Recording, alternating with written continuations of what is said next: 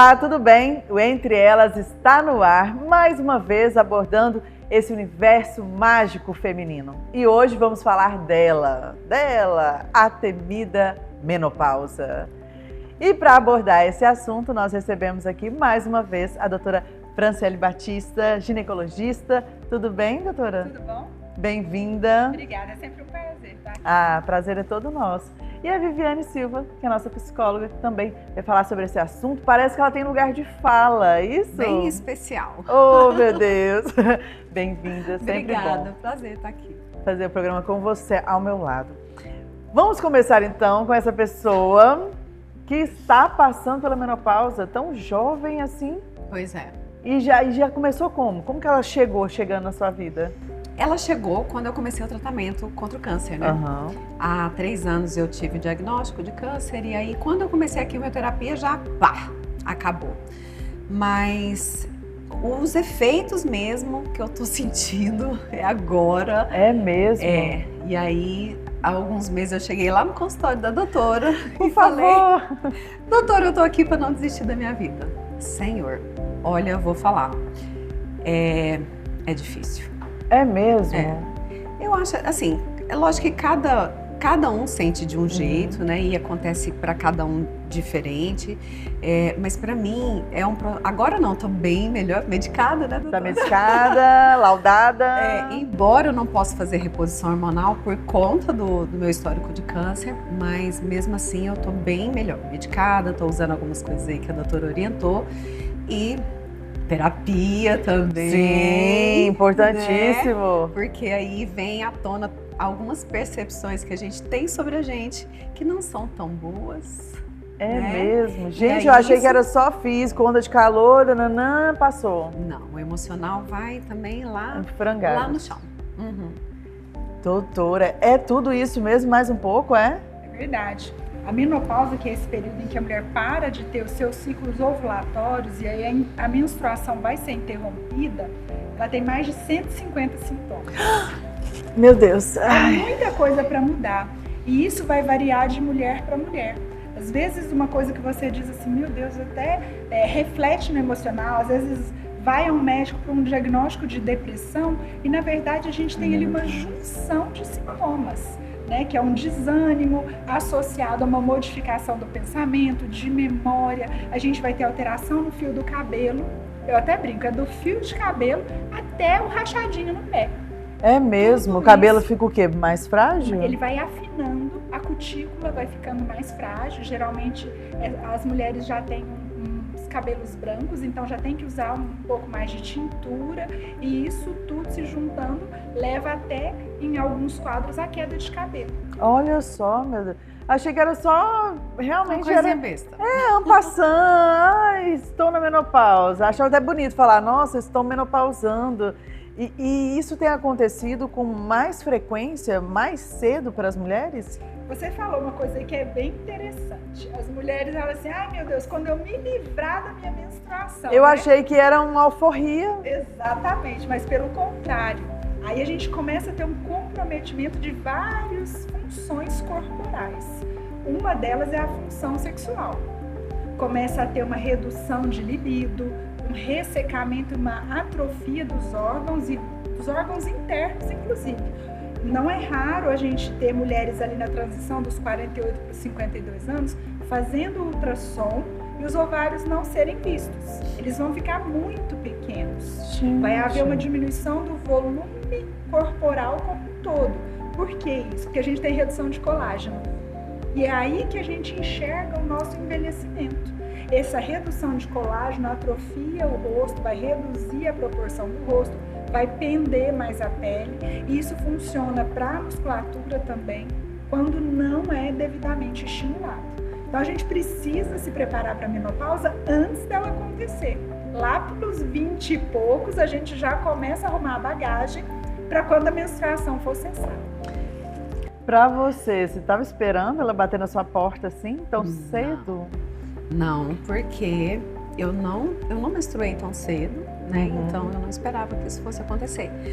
Apesar de quando eu iniciei o tratamento, os médicos já me alertaram, né? Pode ser que quando você começar a quimioterapia, já se interrompa ali, você... De qualquer maneira, eu ia entrar depois porque eu retirei os ovários, né?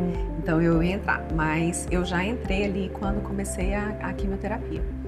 E aí, como a doutora falou, né, eu nem sabia que a gente deveria fazer esse processo de preparação, né? Então foi realmente pega de surpresa. E mentalmente, assim, como psicóloga, você deve se entender melhor do que eu, por exemplo, né, que sou leiga nesse assunto.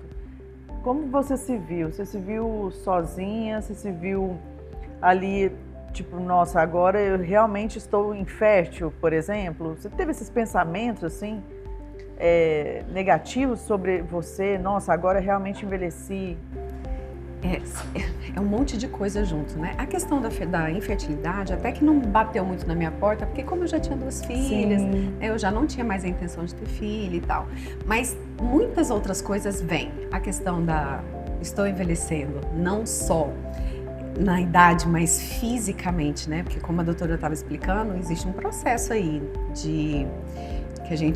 da perda do colágeno, né? E aí tá a queda de cabelo, a pele já não é a mesma coisa. Tem a questão da medicação, do tratamento, que já também, né, não me favorece tanto mais. Tem a questão da memória, que foi uma queixa. Fica ruim mesmo? Muito, Gente, a minha já é ruim, tô ferrada. Nossa, e hoje hoje o que eu tô tendo mais dificuldade é a questão da memória, porque não tem muito o que fazer, né, doutora? Assim, eu busco outras coisas. Por exemplo, o que eu tô fazendo agora? Jazz.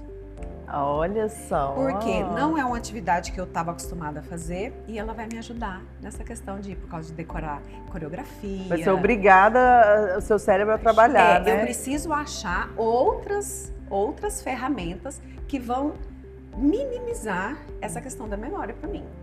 Gente, e todo mundo tem que repor, porque na minha época lá, quando eu era adolescente, a minha mãe menopausou com 35 anos. Ela também, aí eu tenho o mesmo histórico dela, endometriose, né, e cirurgia, e eu pensei, eu menstruei muito cedo, menstruei com 10 anos, né, aí eu pensei, não, eu também devo menopausar com essa idade. Hoje eu tô com 38 e eu ficava pensando, eu falava, nossa, minha mãe falando que tinha que repor os hormônios, senão ficava muito ruim, a vida ficava muito triste. E eu ficava pensando, gente, será que com 35 anos vou ter que tomar um monte de remédio, um coquetel de remédios? É assim mesmo? É uma regra que vale para todas as mulheres? Ou cada caso é um caso? Cada caso é um caso. É importante a gente lembrar, como você tinha me perguntado, a respeito da idade. Isso. Vamos frisar bem. Toma uma aguinha. Uma aguinha aqui. Fica à vontade. Frisar um pouco essa questão da idade, né? A brasileira, em média, entra na menopausa entre 48 a 52 anos.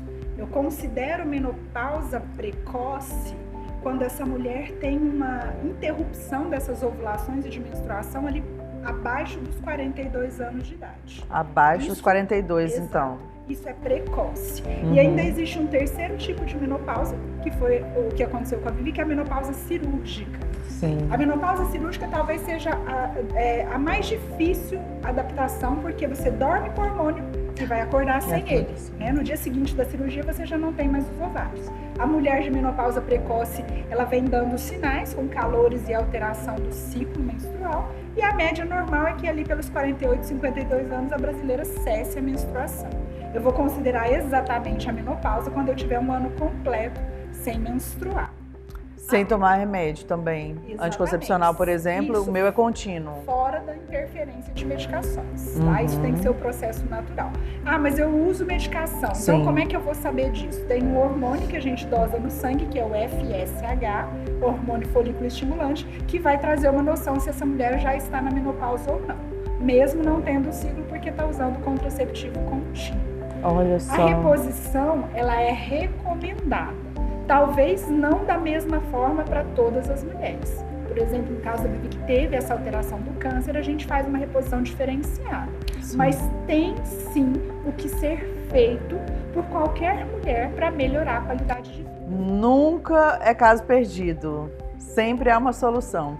E a gente vai continuar falando sobre esse assunto já, logo após o intervalo.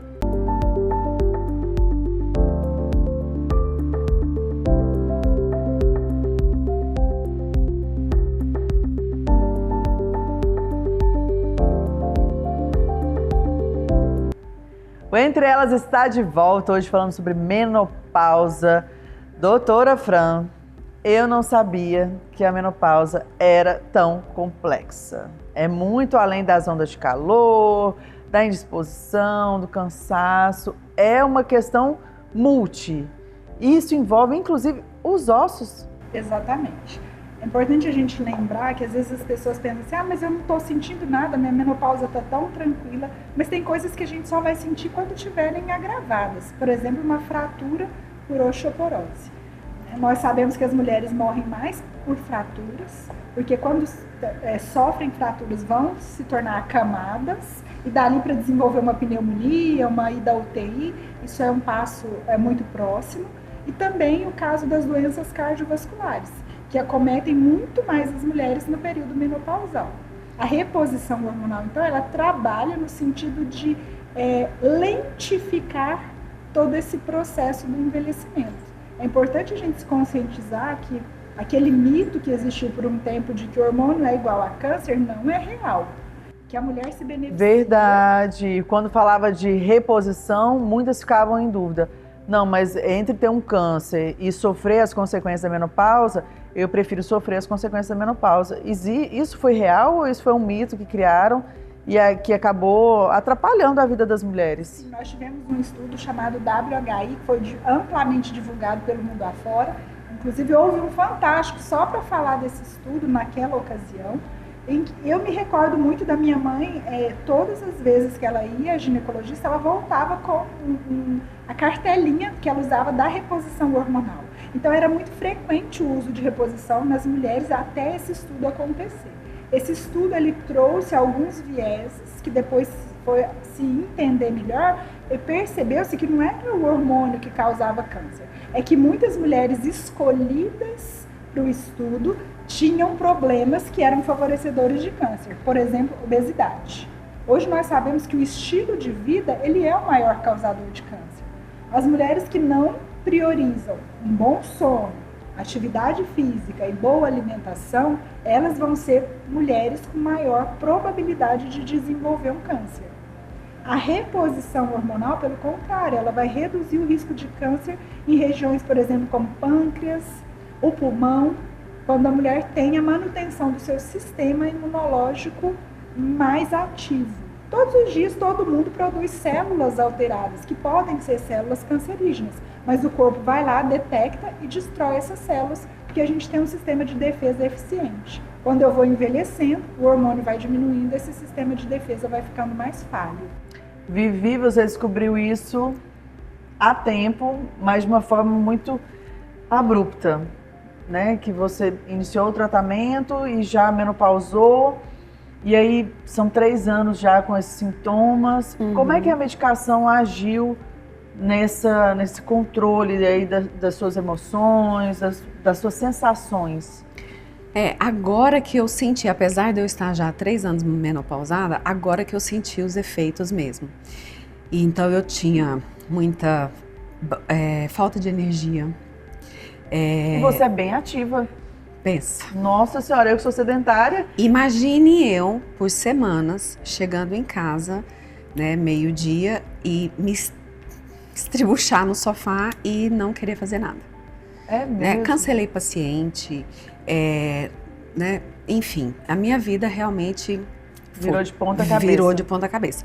E eu fiquei tão assustada que daí, né, a questão da nossa saúde mental, porque eu sabia que tinha alguma coisa acontecendo comigo, né? E foi tão forte que eu fiquei com medo de não voltar. Ah, como se fosse uma depressão ali, que profunda, aquele poço, que você tá lá no fundo e não sabe se vai conseguir ver a luz de novo.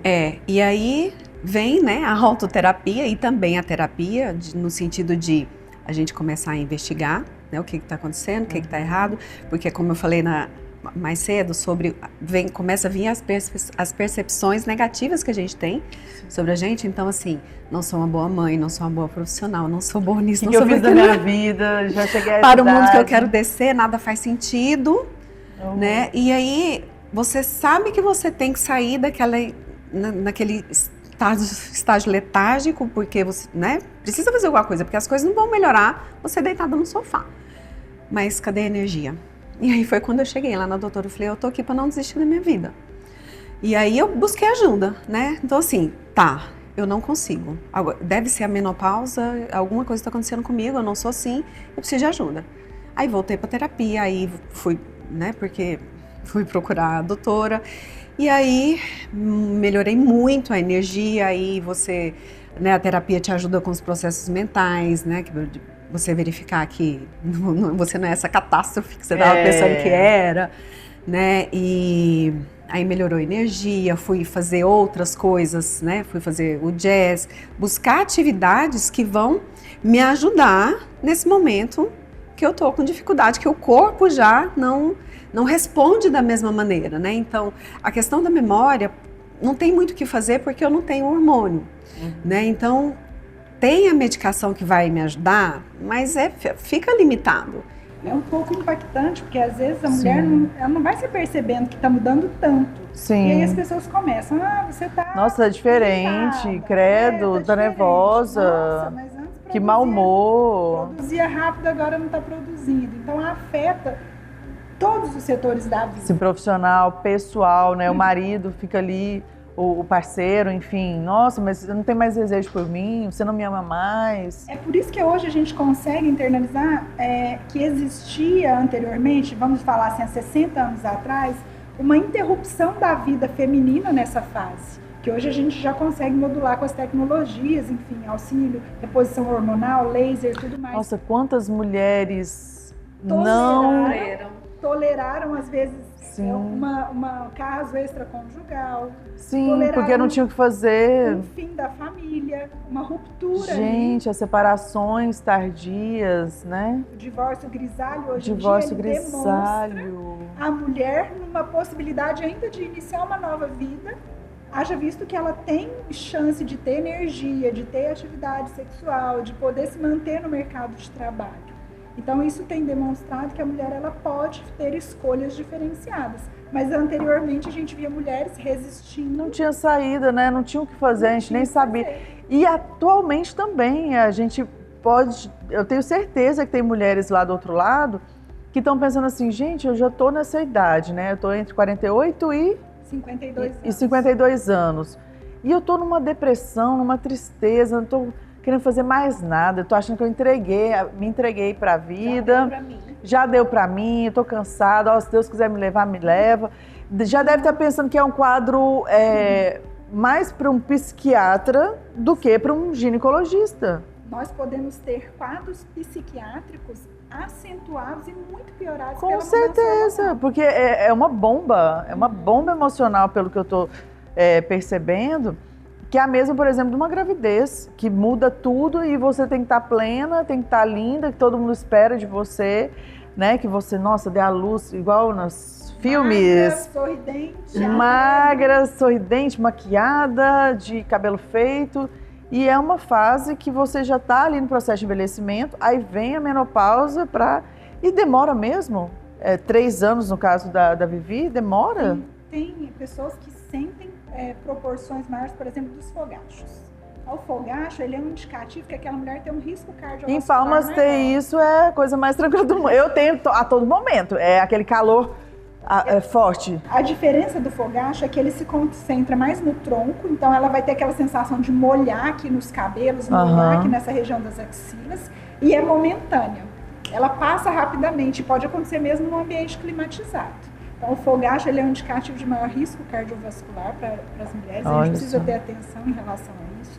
Essa mulher ela precisa estar orientada de que a partir dos 35 anos, eu sei que a gente está falando sobre menopausa, mas existe o climatério, que é a pré-menopausa. E ela tem início ali por volta dos 35 anos de idade. A gente começa já a ter redução da produção, primeiro de progesterona, então a mulher começa a ficar mais irritada, já não tolera tanta coisa mais, qualquer coisinha ali no trânsito já está buzinando.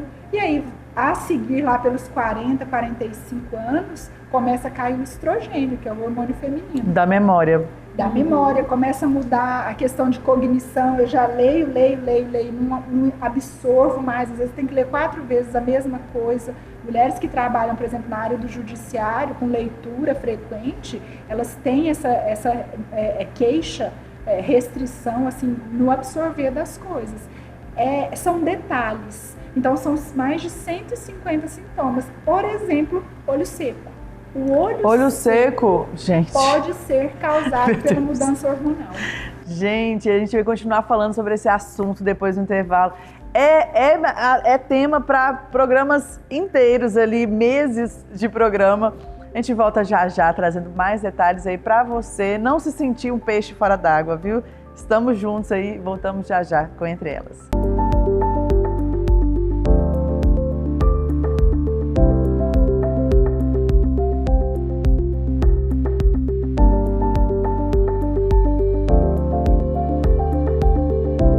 Entre Elas está de volta hoje falando sobre menopausa, que é muito pior do que eu imaginava ali na minha, vamos dizer assim, minha pouca experiência com isso, que ainda não cheguei. Eu acho que eu ainda não cheguei, agora já estou em dúvida já. São tantos sintomas, né? Olho seco, enfim, cabelo.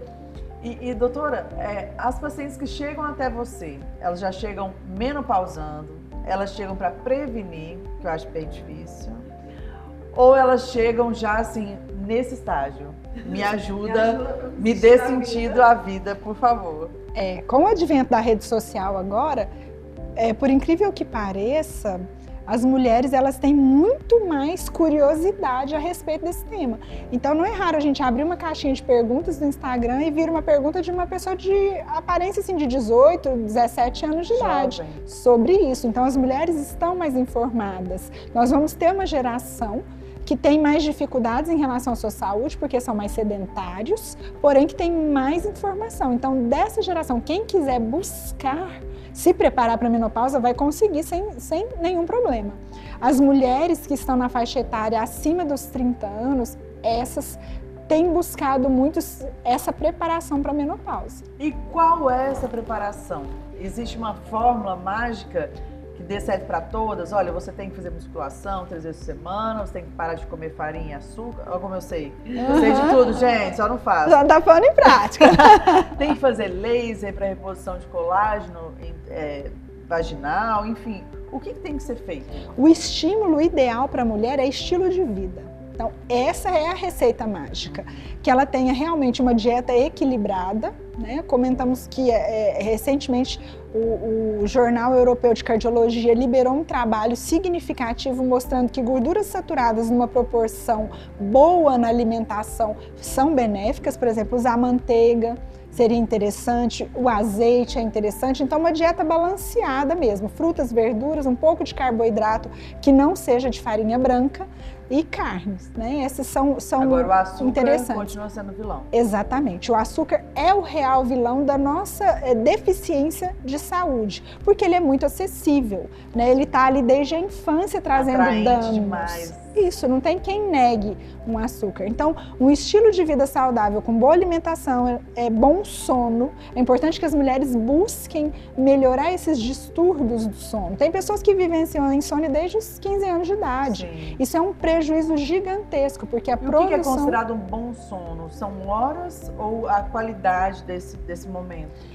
São horas e qualidade, né? A gente tem aí variando nas faixas etárias, mas em média um adulto acima dos 25 anos de idade precisa ter pelo menos 7 a 8 horas de sono. E desse sono eu preciso ter um intervalo ali aproximado de 1 hora de sono profundo e 1 hora de sono REM.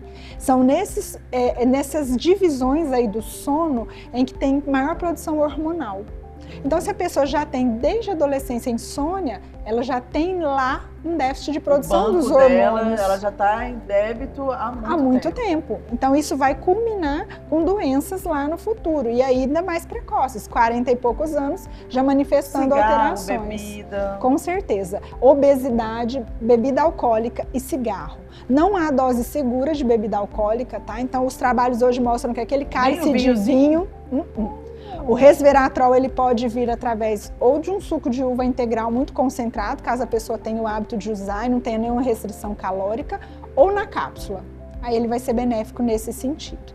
E exercício físico. São necessários pelo menos 150 minutos de atividade física moderada, resistida, que é a musculação que você citou, para que a pessoa se inclua num estilo de vida saudável. Se não tiver a manutenção desses pilares dos 20 aos 50 anos vai ser bem complexo a menopausa. E pode chegar até ao ponto que a Vivi chegou pelo tratamento mesmo oncológico, né, Vivi? Você acha que teria essa menopausa dessa forma como foi, se você não tivesse enfrentado o câncer? Olha, a menopausa, independente do tratamento do câncer, é claro que, como eu tenho a medicação que elimina toda a possibilidade de eu produzir os hormônios, então talvez isso seja um pouco mais acentuado. Mas a doutora falou uma coisa sobre a qualidade do sono, e que a qualidade do sono, ela vai interferir diretamente na regulação do humor. Então, o sono, o melhor regulador de humor é o sono. E que uma das maiores queixas do processo da menopausa, que é o humor. Da insônia? Menopausa da insônia também? Da insônia. E no meu caso, graças a Deus, eu não tive esse problema. Nunca tive problema de insônia.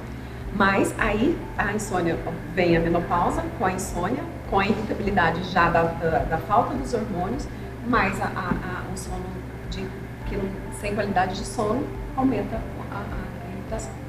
Nossa. E como é que foi na sua família? A sua filha te acolheu, ela entendeu, ela que percebeu? Quem percebeu que o negócio estava... Eu mesma. Você mesma, porque já estava pelas paredes já. Não, até pelo processo profissional, né? Até pelo meu trabalho. Então, assim, o autoconhecimento. Ele é importante. É importante. Ele é muito importante.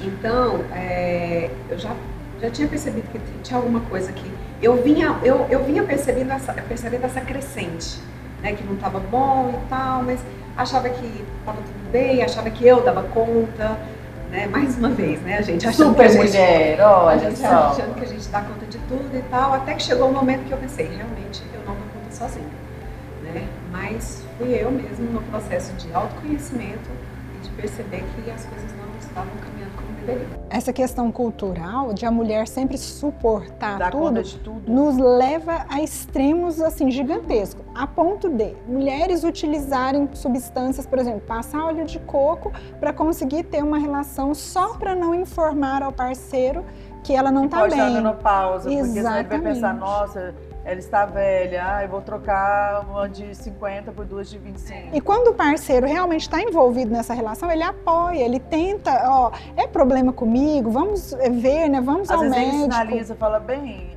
você está diferente, alguma coisa está acontecendo, Isso. Vamos conversar, vamos Pode, procurar ajuda. inclusive, mudar o nosso cheiro, o nosso odor, porque a gente sabe que as mulheres mais jovens têm os feromônios naquele período ovulatório. Então, você pode ter uma mulher que começa a ter um suor um pouco mais forte. Isso também é sintoma menopausal.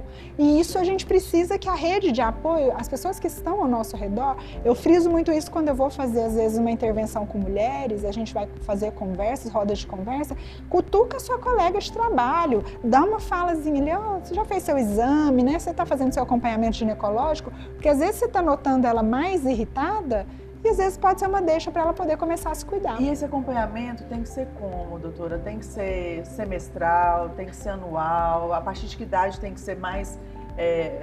esse intervalo tem que ser menor? A partir dos 35 anos, os intervalos têm que ser mais curtos, porque as mudanças podem ser muito bruscas, né? Exames como mamografia e exame preventivo podem se manter anuais, mas a gente precisa avaliar colesterol. Vai ter mudanças grandes em relação a essa parte também do metabolismo. Outro vilão grande é o diabetes. O diabetes, ele traz com uma toxicidade que pode atrapalhar realmente ali a função e produção dos nossos hormônios, mesmo para quem ainda não chegou na menopausa. Olha só. E a gente falou um tema interessante, porque no caso da Vivi, ela tem instrução, ela tem toda uma condição, inclusive financeira, para poder comprar os remédios, fazer o tratamento direitinho, ir ao psiquiatra, fazer sua terapia, enfim. Mas e quem está lá do outro lado? Não tem condição, não sabe por onde começar. O que tem que fazer? Eu tenho que procurar uma unidade de saúde da família, mais próximo de casa, tenho que marcar consulta com o ginecologista. Como é que faz? Você me deu uma ideia aqui agora que eu vou aproveitar. Tramita no Congresso Nacional uma lei para a criação de um ambulatório de menopausa obrigatório pelo SUS, porque hoje a gente ainda não tem. Sensacional, hein? Quem sabe aqui no nosso estado, então a gente poderia antecipar essa lei federal, né, e criar esse ambulatório de atenção à menopausa, que seria ali multidisciplinar, para evitar que essa mulher se torne obesa, que ela desenvolva patologias mais graves, que acabam sendo mais caras ainda para o sistema de saúde acompanhar. Então a ideia é que hoje, que ela pode buscar a unidade de saúde para ser avaliada pelo clínico e que ali ela solicite os exames básicos de coleta de exame preventivo, mamografia, exames de sangue e ultrassom transvaginal. A gente não pode fechar o ano sem ter realizado esses exames. A partir do momento em que ela obtém esses resultados, aí ela é encaminhada, se houver alterações ali relevantes, para o ginecologista do nível secundário, que são as policlínicas. Nas cidades menores, essas cidades elas têm convênio com os grandes centros para enviar essas mulheres para serem atendidas. Nós temos o suporte aqui no Hospital Geral de Palmas, por exemplo, da parte de colo do útero. A região sudeste do Tocantins e sul toda é remetida ao HGP para que essas mulheres possam fazer os tratamentos quando é detectada alteração no exame preventivo. Ou seja, precisamos de políticas públicas que funcionem e que acolham essas mulheres, porque é um período difícil, inclusive financeiramente, porque você se vê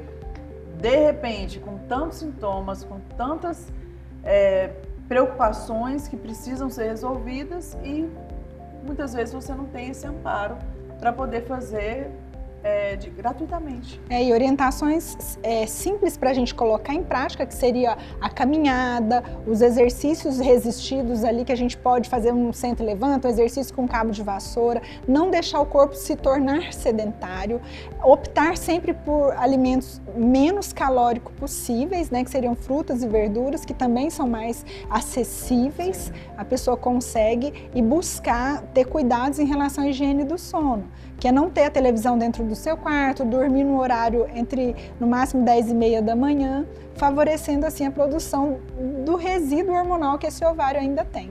Tá certo. Gente, o Entre Elas vai ficando por aqui, infelizmente, porque tinha assunto aí para vários programas, mas você de casa, sim, será sempre bem-vinda aqui no programa. Obrigada mais uma vez, doutora. Obrigada, é um prazer estar sempre com você, Monique, com a Vivi aqui hoje também, abrilhantando, sim, foi ótimo. A felicidade é nossa. Obrigada, Vivi, pelo seu depoimento. Obrigada, sempre muito real, muito inspiradora e que traz, assim, humaniza o processo, que a gente fica só imaginando como seria, não. Você sempre traz aí a gente para a realidade e que bom poder ouvir sua história, viu? Obrigada, é um prazer estar aqui, contribuir e levar essa história, a minha e de tantas outras que já tiveram por aqui, né, para ajudar você que está aí. Com certeza, você não está sozinha, viu? Um beijo, nos vemos então no próximo Entre Elas. Até lá, tchau!